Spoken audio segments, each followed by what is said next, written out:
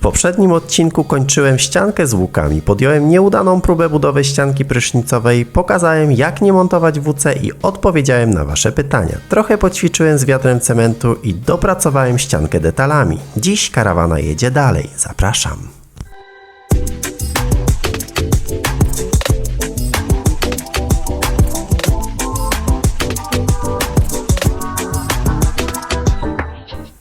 Prace w domu raz idą szybciej, raz zwalniają, ale najważniejsze, że cały czas posuwają się do przodu. W tym wszystkim gdzieś po drodze zapomniałem o ogrodzie, który po zimowych deszczach zupełnie zarósł i stracił swój dawny urok.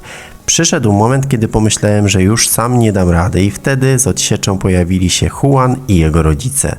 Przyjechali z całym sprzętem i energią do pracy. Tego dnia udało się przywrócić ogrodowi życie, a dzięki mamie Juana mogliśmy zjeść najlepszą paellę na świecie. Z tego miejsca ogromnie, szczerze dziękuję. As the ocean falls and rises, so does life have to change.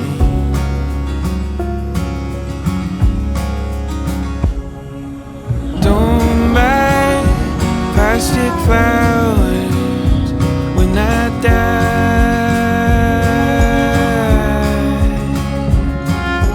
Go somewhere, spend it well, live your life.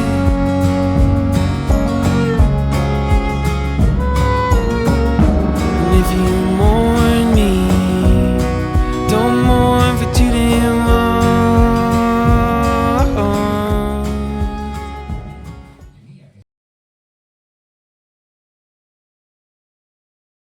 Dzień dobry, witamy w nowym odcinku. Dzisiaj kontynuujemy łazienkę, si? Dzień dobry.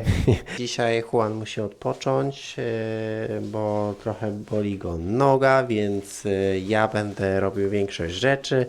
On będzie mnie wspierał żartem i jak widzicie rwie się do pracy, więc ewentualnie będę mu dawał jakieś lekkie prace do wykonania, jeśli będzie tego chciał, ale ja bym bardzo chciał, żeby odpoczął. Więc co teraz nastąpi? Po pierwsze, kupiliśmy już płytki, kupiliśmy bloki do murowania tej ścianki wreszcie i dzisiaj na pierwszy ogień pójdzie ścianka.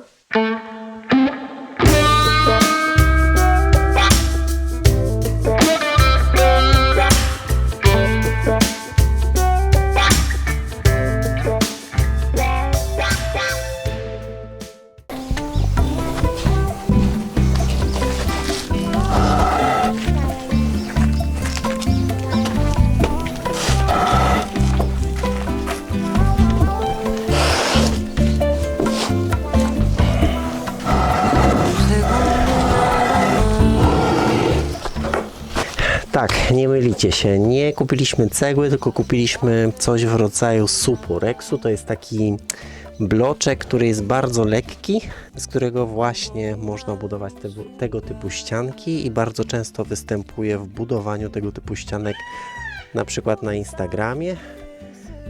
Mnóstwo filmików widziałem, jak ludzie sobie budują z tego jakieś szafki i tak dalej, dlatego że to jest taka forma gipsu, którą łatwo jest formować za pomocą na przykład piły i łatwo się to klei i szybko ten klej wiąże, więc budowanie z tego jest czystą przyjemnością. Natomiast trzeba to dobrze zabezpieczyć przed wilgocią, dlatego że bardzo szybko chłonie wodę. Więc przy prysznicu będę musiał o to zadbać, aby nie dostała się z żadnej strony woda do tych bloków. No będzie po prostu wszystko namakało i odpadało. Także jedziemy dalej, zanosimy towar do łazienki i zaczniemy budowę. Teraz musimy zeskrobać to, co ja nakleiłem wcześniej, czyli zmazać śnieg nieudaną próbę.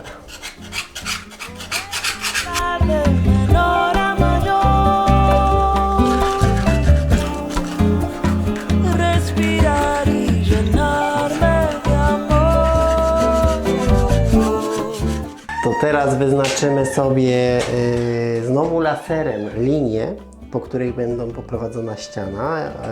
Juan mi pomoże.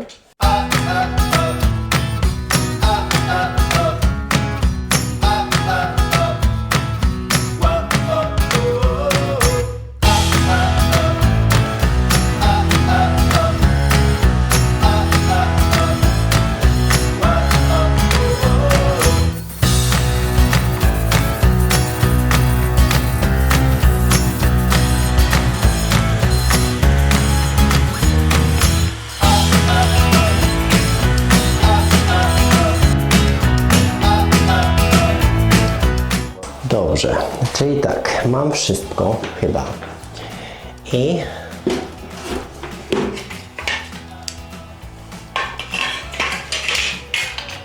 położymy sobie pierwszy bloczek. Jestem strasznie ciekaw, jak się pracuje z tymi blokami. Kupiłem specjalny klej, niestety na cement zwykły nie da się ich położyć, tych bloczków, więc kładziemy pierwszy bloczek, a zobaczymy, jak będzie.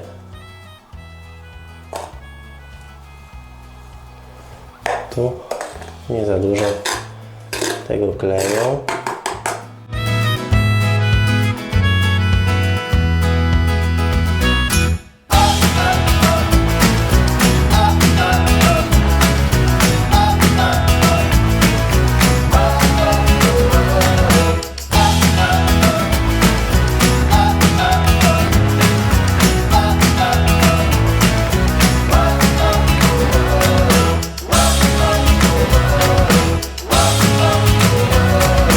I teraz tniemy.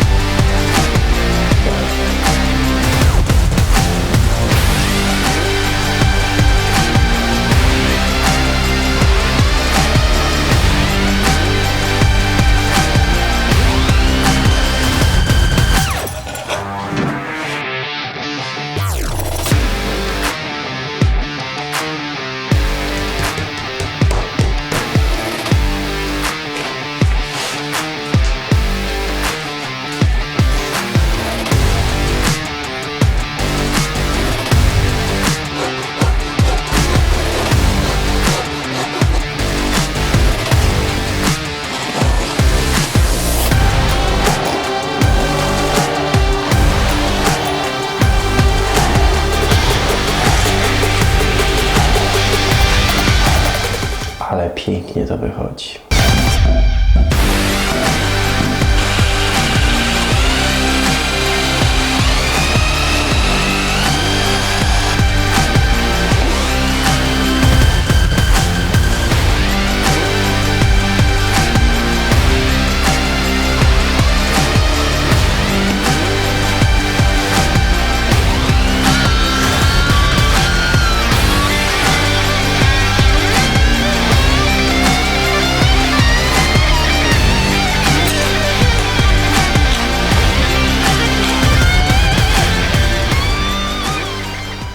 Teraz jesteśmy na takiej wysokości, w której przydałaby się wnęka na kosmetyki. I ta wnęka nie będzie zbyt duża, natomiast w sensie zbyt szeroka, ale na jeden kosmetyk na pewno się zmieści, jeden kosmetyk, i planuję zrobić coś takiego, że postawię te dwa bloczki, które mam tutaj, jeden i drugi tutaj, trochę wyżej. Ta wnęka będzie miała około 50 cm wzwyż. I potem, żeby półka miała plecy, przykleję tutaj płytę karton gips. Dzięki temu wnęka uzyska tył i na ten tył przykleję płytkę i uszczelnię rogi i styki dwóch płytek. Jeszcze oczywiście tą wnękę pomaluję odpowiednim środkiem, który dodatkowo to zabezpieczy, czyli hydroizolacją.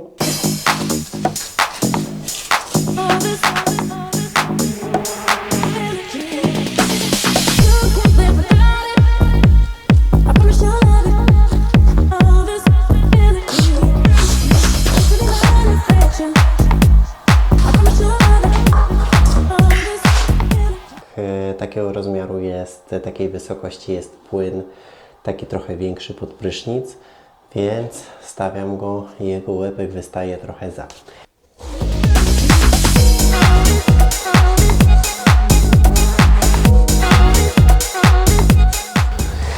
Dobrze, i co teraz nastąpi? Teraz nastąpi przygotowanie bloczka i tego do zrobienia kolejnej części ścianki. Te dwa pręty, które tu mamy, wykorzystam do takiego podparcia kolejnej części bloczków. Tyle, że w tych bloczkach będę musiał wyżłobić rowek, o tu, na te dwie szyny, albo jedną szynę. Myślę, że jedna wystarczy, chociaż nie. Chociaż może dwie zrobię, tylko że w ten sposób. O, dwie. Wyżłopię rowek i wtedy jak będę stawiał bloczek, to wszystko ładnie się schowa po prostu. Dobra. Pręty przycięte i teraz je położę tutaj. Mniej więcej na środku. Zaznaczę sobie, od którego momentu mam przycinać. Teraz idzie cały bloczek. Czyli tak. Mamy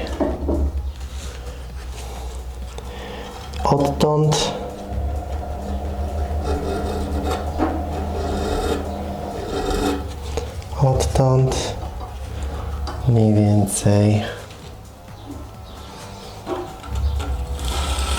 taką i taką grubość.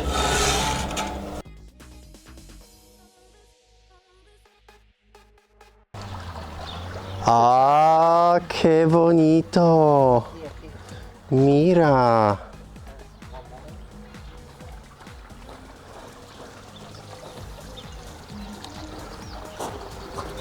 Qué bonita, pinto, está bien. Sí, sí, sí. Pero es grande, diferente, mira. Esta primero sí, ¿ya? Zobaczcie, jaka jest różnica. Zobaczcie. To zielone tak było, a tak teraz jest. Zmieniliśmy te siedzenia naprawdę, te fotele, z tragedii na mniejszą tragedię. Oczywiście żartuję, ale są naprawdę ładne i posłużą jeszcze trochę. Ciekawe, czy ta farba w ogóle będzie długo trzymać, czy też nie. Ale odtłuściłem powierzchnię, więc powinna się trzymać bardzo dobrze. Więc... ¿Qué piensas? ¿Te gusta? Sí.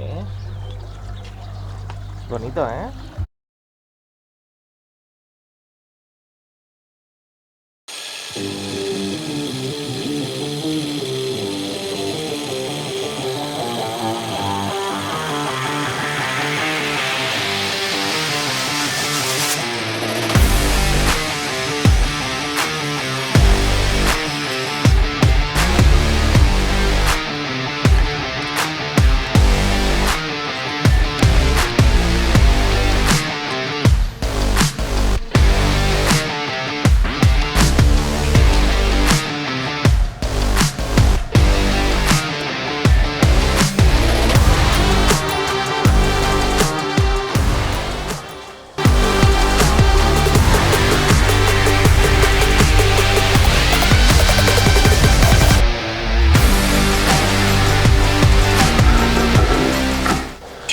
Niestety bloczek mi pękł, ale to skleję go zaraz.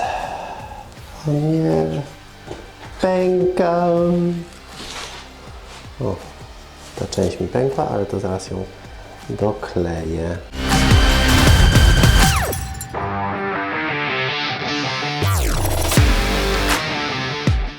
Wróciłem, więc tak, klej sobie właśnie ładnie przysechł. Zobaczcie, jestem już coraz bliżej końca.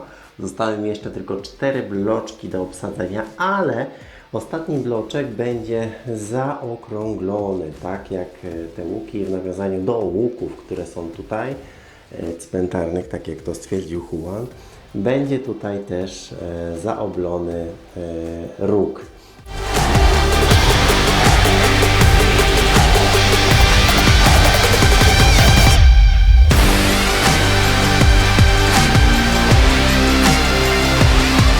Zanim postawię ten bloczek jeszcze tutaj, zrobię nawiew, kręcę kołek ze śrubą, znowu tą część ściany tak jakby jeszcze wzmocnię od strony ściany wkrętem, żeby ta ściana się trzymała trochę mocniej, tak jak to zrobiłem tutaj trochę niżej.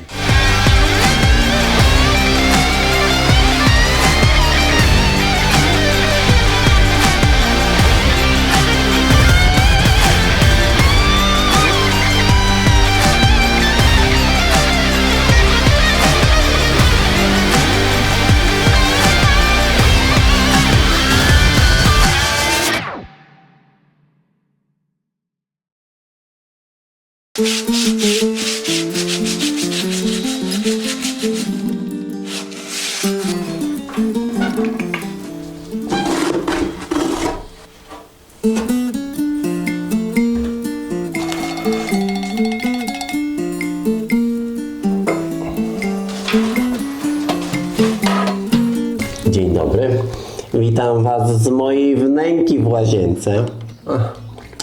Mam cukiereczka, wybaczcie. No i wyschło wszystko. Teraz pokażę Wam, jaki miałem pomysł na tą wnękę. Jesteście od strony prysznica, a ta strona, po której ja jestem, jest stroną, gdzie będzie szafka do mycia rąk. I moim pomysłem jest przyklejenie płyty.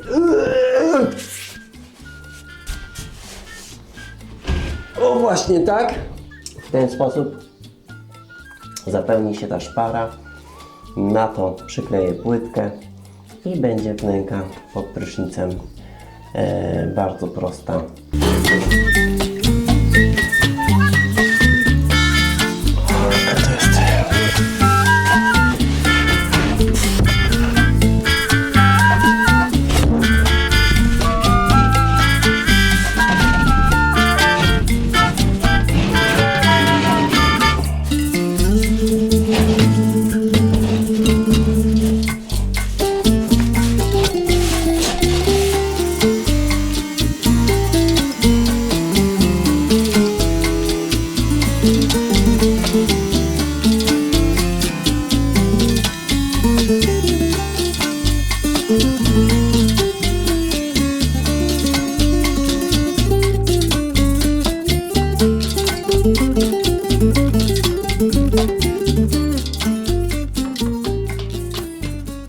Dzień dobry, kolejny dzień i teraz tak, to już nam wyschło, jak widzicie ładnie wszystko chyba się przyjęło, zobaczymy czy po prostu nie odstrzeli ta płyta jak ze sprężyny, także zdejmuję te wszystkie zaciski i będę mógł działać dalej.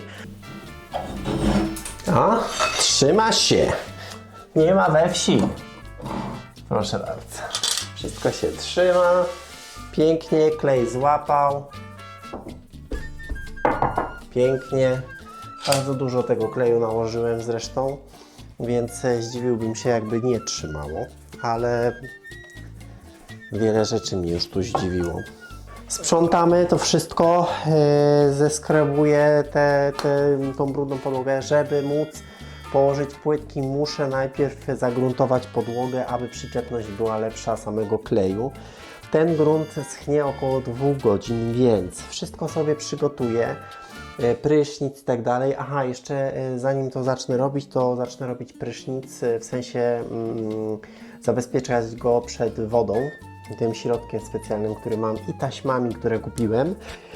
I jak sobie to wszystko wyschnie, to będziemy planować układ płytek, dlatego że samo ułożenie płytek być może wydaje się proste, ale zaplanowanie ułożenia samych płytek jest też bardzo istotne, ponieważ to fugi w płytkach, to jak ułożysz płytki i tam, gdzie zrobisz przycięcia i tak dalej, jak to zaplanujesz i jak będą położone same fugi tych płytek, będą potem dawały wizualne wrażenie tej całej łazienki, czy ona jest prosta, czy też nieprosta. Dlatego będę musiał się dostosować do tych ścian, które są tutaj, czyli tak jakby ściany wyznaczają nam linię przecięcia fug i ja będę chciał zrównać się z tymi przecięciami ścian razem z fugami, żeby to wszystko jakoś tak wizualnie grało, żeby nie przeszkadzało. Wiecie, mnie to by drażniło, ja nie lubię fug w ogóle, więc jeżeli zdecyduję się na płytki, to będzie to jodełka, żeby właśnie nie było tak równo w kratkę, tak jak zeszyt w kratkę,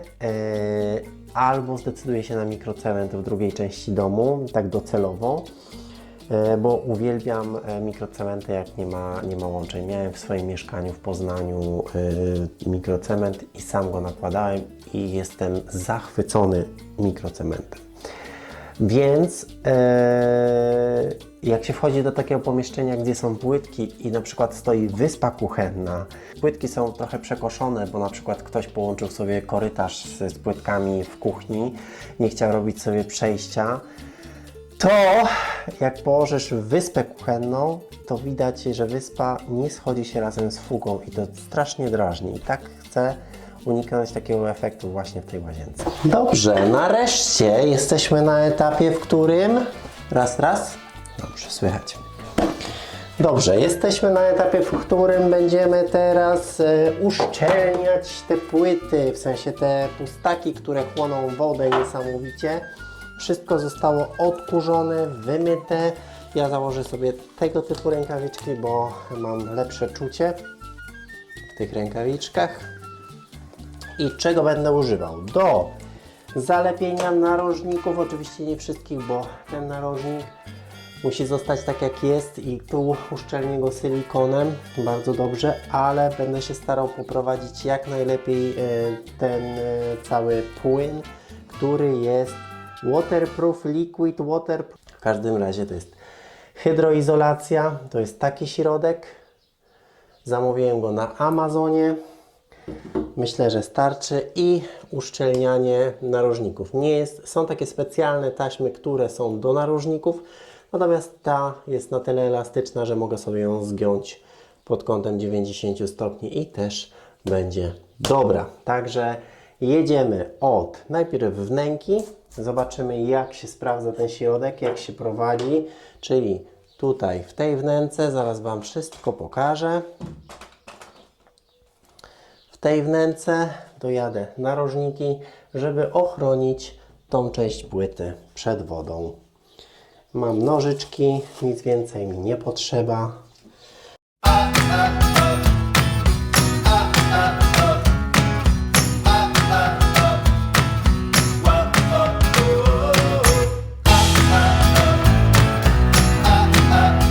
To, co jest ważne, to żeby taśma, taka guma była na zewnątrz, a siatka była od strony ściany, czyli dokładnie tak, jak tutaj właśnie nie robimy, o tutaj na dole, tak jak ja zrobiłem, bo wtedy jest możliwość tego, że się to wszystko źle przylepi. Więc właśnie to poprawiam. Boczne taśmy zrobiłem dobrze, natomiast dolną, najważniejszą taśmę zrobiłem oczywiście źle. Dlatego też ostrzegam Was, żeby uważać na to, jak kleicie i z większą rozwagą to robić, bo to Manio niestety rozwagę zostawił najprawdopodobniej w pracy.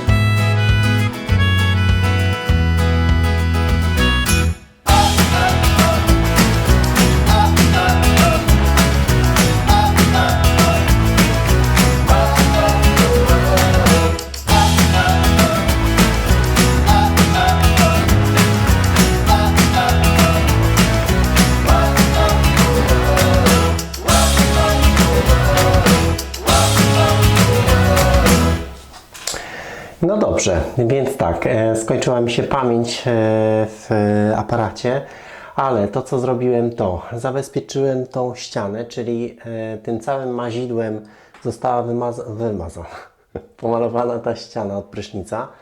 Również ta ściana, która jest blisko prysznica i zataśmowałem wszystko to, co jest narażone na wodę i na namięknięcie wodą, wraz oczywiście z wnęką.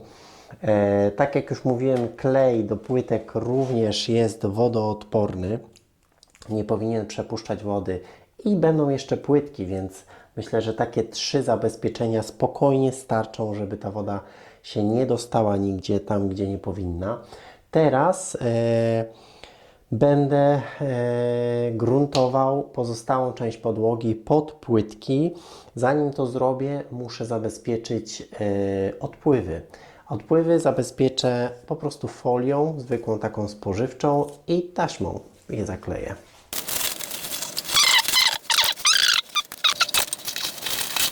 Teraz będę nakładał grunt pod płytki, bo kolejne płytki będę kładł na płytki. No i żeby się lepiej trzymały, lepiej to zagruntować i mieć święty spokój. Także jedziemy.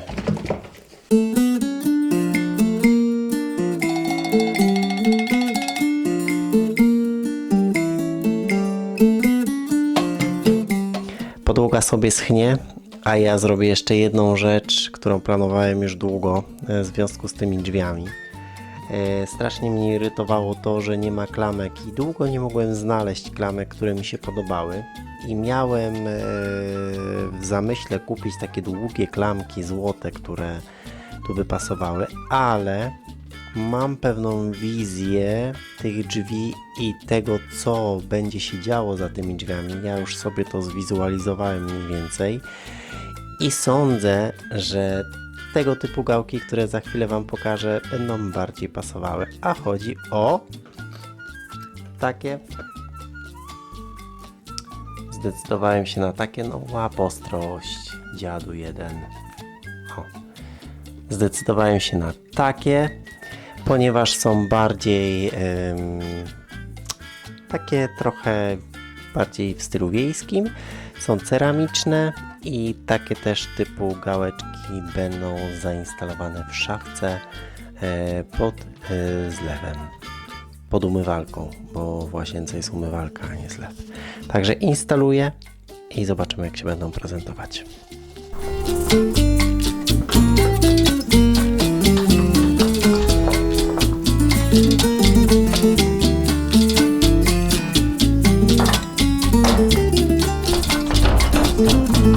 Jeszcze jest tutaj regulacja w razie czego. Muszę się oddalić.